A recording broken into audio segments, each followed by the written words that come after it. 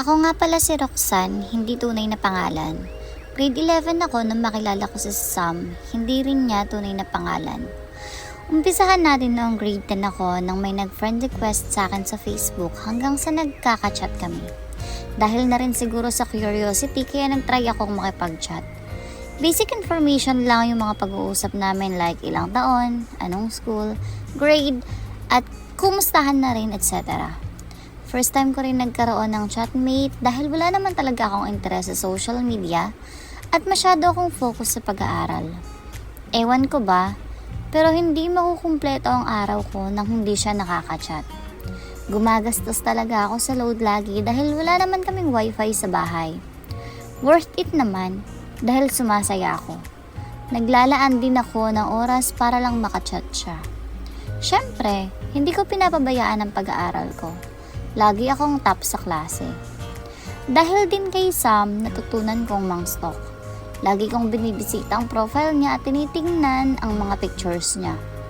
Iilan lang ang mga pictures niya pero ang gwapo niya sa mga yon. Hanggang sa nag-grade 11 na nga ako at nag-enroll ako sa private school from public school. Yun kasi yung mas malapit na school sa bahay namin. Until nagulat ako dahil parang may familiar na mukha akong nakikita nung pagpasok ko ng classroom. I'm doubtful. Pero nung bigla siyang ngumiti, doon ko na na-confirm. Ang lola nyo, muntik nang malaglag ang panty sa kilig. Charot lang. Akala ko kasi noon, sa picture lang siya gwapo. Mas gwapo pa pala siya sa personal. Hindi ko maiwasan ang kilig ko.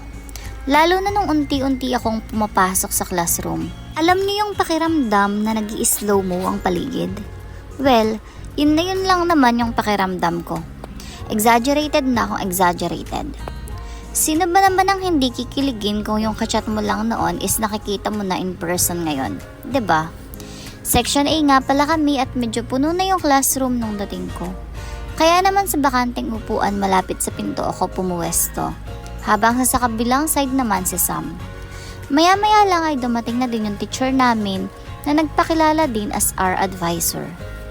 Nagkaroon kami ng introduce yourself at syempre, hindi ko alam kung paano ko nairaos yon.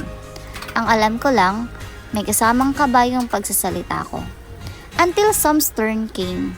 Sa kanya talaga tumuon yung pandinig ko. Ni hindi ko nga napansin na classmate din pala kami ng best friend kong si Tess, na Marites. Charot lang. Lumala ang kilig ko na may kasamang kaba nung i-announce ng advisor namin ng aming sitting arrangement. Kung tinamaan ka nga naman ng swerte. Seatmate kami ni Sam. Hindi ko alam kung kinikilig pa ba ako noon or kinakabahan. Ang alam ko lang, pinagpapawisan ako ng malamig habang pumupunta sa designated chair namin. Sinadya ko talagang hindi siya tignan sa mga mata hanggang sa makaupo ako. Naramdaman ko na lang na gumalaw yung katabi kong upuan at naamoy yung panlalaki niyang pabango. Shit mga beshi. Feeling ko na estatwa na ako at hindi makapagsalita. Pasimple ko din siyang tinitignan sa peripheral vision ko. At pag may pagkakataon, natititigan ko siya ng balihim. Ang puti niya, matangkad, matangos ang ilong, may makakapal na kilay at magandang mga mata. Sobrang pula din ng mga labi niya. Plus, na napakabait niya pa, kaya naman hulog na hulog ang lola niyo. After our first day of class, nagka-chat ulit kami at nagsabihan kung ano yung feel namin sa una naming pagkikita. Siyempre pakipot ang lola nyo. Kunwari nonchalant, pero kilig na kilig naman. Seatmates nga kami, doon ko din napatunayang mahirap pala mag-focus sa pag-aaral kung katabi mo si crush. Every galaw and buka ng bibig ko ay nagiging mindful ako. Parang hirap kasing magkamali. Nakakatakot kayang mapahiya kay crush, no? Turn off yan. Matalino naman ako pero mas matalino si Sam. Dumadating nga sa point na nagko-compete pa kami ng recitations and exams. Disclaimer, friendly competition naman yan. Nandoon yung natatakot akong magkamali sa harap niya but at the same time, nakaka-enjoy and proud. Dahil mas nakakatulong yung kung ano ang meron kami sa studies namin. Hindi naman pala hadlang ang love life sa pag-aaral gaya ng sabi nila.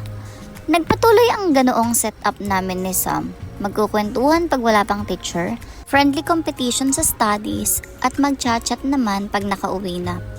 Hindi ko na din naiwasang ikwento kay Tess kung ano ang meron kami ni Sam.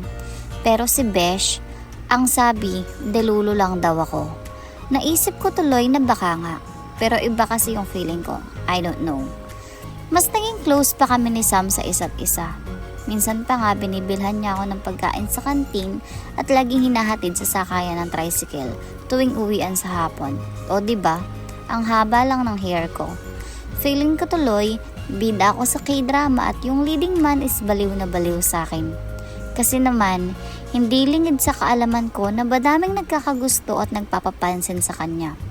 Hindi naman ako kagandahan pero feeling ko sobrang ganda ko. One time, tinawag ako ni teacher para basahin ang sagot sa harapan ng klase. Essay yon at syempre pagandahan dapat ng sagot. But my teacher seems not so satisfied on how I read my answer. Kaya naman tinawag niya si Sam at pinagbasa niya ng sagot ko. Nakita kong natuwa si teacher sa pagbasa ni Sam. Hindi ko alam pero hindi ko maintindihan kung anong mali sa pagbasa ko at pinabasa pa ni teacher kay Sam. Or baka inaasar niya lang ako kasi nakita kong ngumisi siya. Baka dahil napapansin na ng classmates namin, even our teachers, kung anong meron sa amin ni Sam. Hindi naman kami, pero dahil nga sa iba yung friendship namin, hindi talaga maiwasan ang mga marites. Well, wala naman akong pakailam sa sasabihin ng iba